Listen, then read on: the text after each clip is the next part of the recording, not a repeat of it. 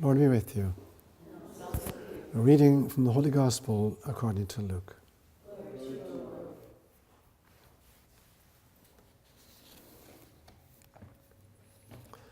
After Jesus had cast out a demon, some of the people said, "He casts out demons by Beelzebul, the ruler of the demons." Others, to test him, kept demanding from him a sign from heaven. But he knew what they were thinking and said to them, "Every kingdom divided against itself becomes a desert, and house falls upon house. If Satan also is divided against himself, how can his kingdom stand? For you say that it is by Beelzebul that I cast out demons. Now, if it is by Beelzebul that I cast out demons, by whom do your own exorcists cast them out? Let them be your judges. But if it is by the finger of God that I cast out demons, then the kingdom of God has come to you. When a strong man fully armed guards his castle, his property is safe. But when one stronger than he attacks him and overpowers him, he takes away the armor in which he trusted and divides his plunder. Whoever is not with me is against me, and whoever does not gather with me scatters." A gospel inspired by God. I had a couple as clients a few years ago, and every session she'd be complaining non-stop about his behaviour. Like many situations like this, she was dragging him into therapy so that I'd sort them out and life would be good between them. And one particular session, she went on for about 20 minutes non-stop about complaining about him and about life and how bad life was and their circumstances were terrible and whatever. And finally, in utter frustration, he says, "This is what I'm talking about." He says, not only is she a glass half-empty person, she's afraid that somebody's going to be visiting us, they're going to drop the half-empty glass, it's going to shatter, it's going to cut him, he's going to bleed like a pig, and he's going to sue the ass off us, and he's going to get our house and our car and our dog. Had enough.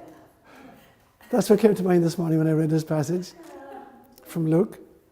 Luke apparently can make up his mind in two different parts of his gospel. This morning he says, "Anybody who's not with me is against me, and anybody who doesn't gather with me scatters." Now another part in the same gospel is the exact opposite. He says, "Anybody who is not against us is for us." So, was Jesus like in a bad mood this morning or whatever when he said this? So did he actually say this? Because they're radically different statements. It seems on the face of it that they're similar. Anybody who's not with us is against us, and anybody who's not against us is with us. They're radically different attitudes towards life. And we see it in many, many facets of life. In jurisprudence, it's the difference between, you're innocent until proven guilty versus you're guilty until proven innocent. They're totally, radically different methods of jurisprudence. And most importantly, in life itself. There's an attitude towards life where, either life is an exciting adventure that you volunteered for and you embrace every circumstance of it and you make lemonade out of the lemons that it offers you, or else life is a minefield and you're skulking stealthily through it, trying to avoid all the traps. Not only that, there are snipers out there trying to get you, and if that doesn't get you, you're going to be killed by friendly fire. One of your own guys is going to get you.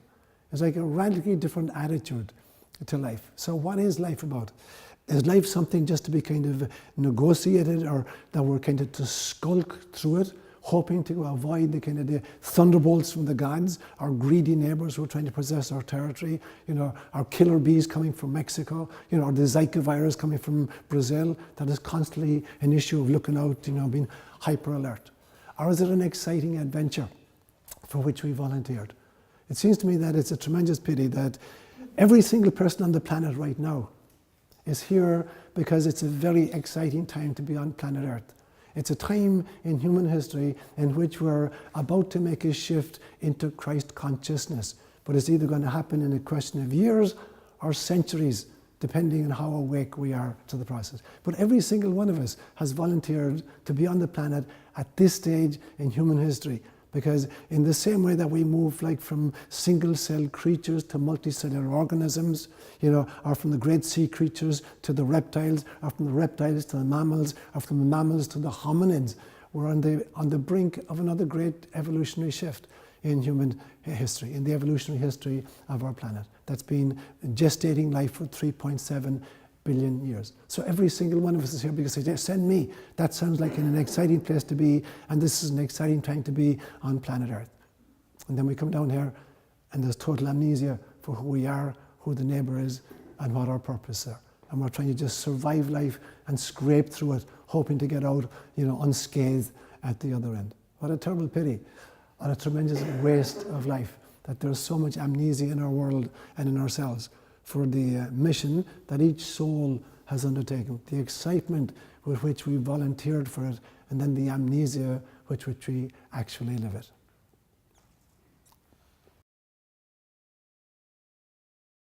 You will know it if you don't have it. Well, it's not like well, how could you know it if you don't have it? I mean, so that doesn't. It's a great question, Marge. Huh? So it's not like a light switch. It's not a toggle switch. It's either there or it's not there. It's more like a slider. You know, the lights to where you can increase the intensity of the luminosity. So it's not like the light is either on or the light is off. Every one of us is awake to some level, and every one of us is asleep to some level. We would be incapable of doing anything selfish if we were fully awake, and we would be incapable of doing anything loving if we were fully asleep. So none of us is fully awake, and none of us is fully asleep. Or sometimes the slider is on someplace. But the more that we're acting in love and compassion, the more enlightened or the more awake we are. The slider is in a different position. And the more we're selfish, and fearful and anxious, and angry with people, the dimmer, is in an up position. So it's not a toggle switch, it's a slider switch. And it goes all the ways from the Buddha figures and the Jesus Christ figures at one end of it, to the people who are totally asleep at the wheel and just greedily pursuing their own agenda. Yeah. So it's literally a day by day, event by event, relationship by relationship thing. In this particular instance, in this particular relationship, am I acting out of self-interest, narcissistic self-engrossment, or am I acting out of love and compassion for others? We all know what's happening down here, because as souls we have a very, very good notion of, if you incarnate with a group of people, given their past history, their trajectory, here is probably how they're going to behave in a particular situation. And so it's not like that we're tossed into something that we have no knowledge of. As souls, we actually preview, the state of the world. We preview the evolutionary stage of all the souls with whom we're coming, and we have a pretty good idea what we can expect. It's like, and I don't want to be kind of in any way prejudicial, but there are some areas in every town where if you're going to go in there after dark, you're asking to be mugged. And there are other areas you can walk really, really safely. There are some times on planet Earth, and you come down here, you're liable to be mugged. Another time, you're liable to be fairly safe. So we preview our lives. We know exactly what kind of a body we're going to take up. We know which gender we're going to have. We know which ethnicity we're going to be born into. We know what IQ we're going to have. We know what socioeconomic status we're going to be part of. We know what the Earth is going through just geologically in this particular time. And we say, okay, that's an exciting time to be there. We're going to go in. But it's there's no script. It's not that we come down here and we're mouthing predetermined lines. It's more like improv theatre, where there's, you're given a kind of a role, but there is no script. There's not even a plot. You say, get up on stage and act in love. I had another client one time who was a professional actor, and he was specialized in improv. And he told me there are 2 rules to improv theatre. The first rule is, if you're on stage with somebody else, there are only 2 rules. The first rule is, you never reject a line your partner is offering to you. You have to work with whatever line the other person is giving you. And the second thing is, your job is to feed him lines that make him look good. And his job is to feed you lines that make you look good. If I had to create lines that make Jane look inadequate, because look how good I am, look how bad she is, the whole thing is going to be a flop. If I feed Jane lines that I know play into her strengths, make her look really, really good, and she's doing the same for me, the play is going to take off. And so that's what it is. So we have a preview about, here are the characters I'm coming with, here's the time in human history, here are the possibilities, here is the mission that we're on, but there is no script, there is no plot. We're just going to have to try to act in love and make the other people in our lives look good.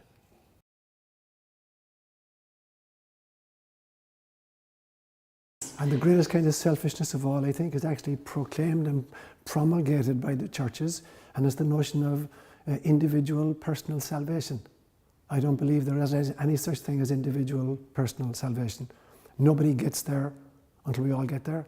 I've used this example many times before of a Special Olympics that was held in Montreal sometime in the 1970s, and there's a 100-meter dash with a bunch of Down syndrome adults, and they all line up, maybe 20 of them across the line, and the gun goes off and they start running up the track, stumbling up the track, and quarter was up, one guy falls and he's sitting down and his knee is cut and he's crying, and the other guys look back and they see their comrade and they stop running and they all go back and they pick him up, and the whole group walks up the track together and they go across the finishing line as a group, and the entire auditorium stood up and gave him a standing ovation. That for me is what salvation is about. It's the idea of getting to heaven saying, I made it, I'm safe, and all the rest of them are down there still struggling. It doesn't make any sense to me whatsoever.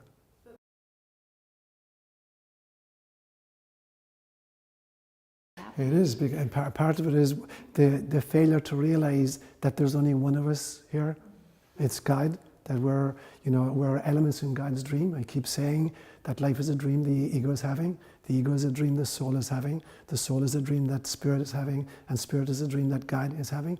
We're all elements in God's dream. There's only one.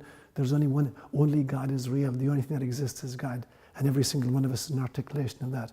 And so it's like, if you use the example of, imagine somebody inside in prison, and all of a sudden he manages to get his hand out through the bars, and he's waving his hand is free, and he's really, really happy his hand is free. But the rest of his body is attached to his hand. He can't get his head out through the bars, and he can't get his torso out through the bars, so the idea of freedom is an illusion. His hand is not free because it's attached to a body which is incarcerated. And for anybody to think that they're enlightened and that they've arrived, that they're in heaven, they're saved, while the rest of us are blundering around there, it's meaningless. If there's only one of us, if there's only the body of Christ, if there is only God's dream, nothing is free if any part of it is incarcerated. So it's that mindset of the separate identity, this is mine and this is yours, and I can get this and you can't have that. It doesn't make any sense as far as enlightenment is concerned. So the whole idea of time, in some sense, is just a part of our human limitedness, that we can't grok the entirety. I remember at one stage trekking down the creek up near my home, and seeing kind of ripples coming towards me. Although I'm walking downstream, the ripples are coming back towards me, and I'm wondering, how could that be happening? I come around a bend and there's a big rock in the middle of the river.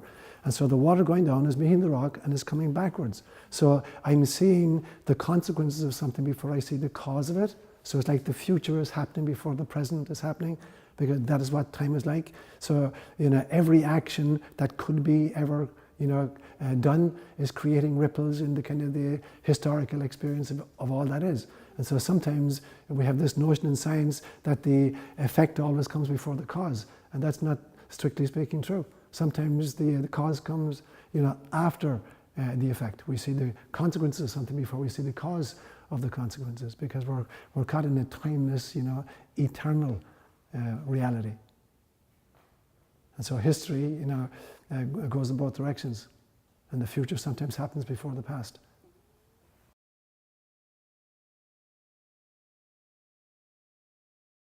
A nice little bit of anachronism there, David, with the, buying guns at the time of Jesus. So swords, let's say swords and daggers or whatever. There's a famous passage where he says, yeah, be prepared, go out and buy yourself a sword. Obviously he's talking about the sword of intelligence, or the soul, the preparation, for the struggle against illusion. So obviously Christ is not advocating any kind of physical violence, he's eschewing it right up to the very, very end. Where at the very, very end he says, don't you realize I could ask my Father and he would send me legions of angels to protect me from the people who are attempting to kill me, but I'm choosing not to do it. And so it's about protection against the illusions. So he's using a graphic imagery to talk about that, but he's not advocating in any sense taking physical weapons against human beings to kind of enforce a viewpoint upon them.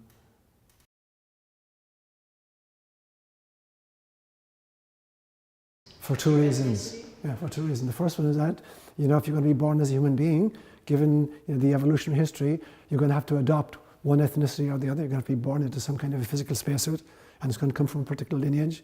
So that's, you have to choose one. The other one is that every culture brings its own strengths and its own weaknesses. There are things you're going to learn as a Lebanese that you're not going to learn as Irish, like a taste for food, stuff like that. So every ethnicity, cooking, stuff like that, yeah. So every ethnicity has its strengths and its weaknesses, as its gender does, And so if you want to really taste the human condition and learn how to love in all circumstances, you've got to dip into all the possibilities, at least a representative sample of the possibilities, before you can graduate from Earth school. Because I'm convinced that, Earth is just one planet in which we incarnate in a physical form. There are many other planets in which we incarnate in physical form as well. So once you've, figured out the lessons of Earth incarnation in this kind of a spacesuit and learn how to love here, there'll be other places you're going to have to learn how to love there, different kinds of circumstances. And when you graduate from that, there are incarnations, if it's not the wrong kind of word, in which there is no physical articulation at all. You're pure energy, or you're pure intelligence. And then you have to figure out, how do you operate in that kind of a circumstance, and how do you learn to love in that kind of instance. So we have to dip in again and again and again to all kinds of configurations, each with its own limitations and its strengths. If God is to have experiences, God has our experiences through us. We are the way in which God experiences. So in some senses, God is a quaternity. There's the isness of God that we sometimes call the Father. There's God's total self-knowledge that we sometimes call the Son. And then there's the love God has for whom she knows herself to be, which is the Holy Spirit. But then this God has to experience that which is not herself, which is a paradox, to use Connie's term, because there is nothing which is not God. So God has to create this game that Hinduism will call ōLaoire, in which she pretends, to break herself up into bite-sized pieces, each of which is not her, and each of which can generate experiences that the initial monad could not have had. So we are the way in which God generates experiences. And by we, I don't just mean human beings. I mean, rocks, plants, banana slugs, extraterrestrials, whatever. Every articulation is a way in which God experiences for herself. There's two aspects to God in some senses. There's the transcendence of God, the utter ineffable mystery about which we can say nothing, which is omniscient, immutable, unchanging, ever-loving. And then there's the immanence of God, God as represented through her manifestations, and that is evolving, constantly evolving.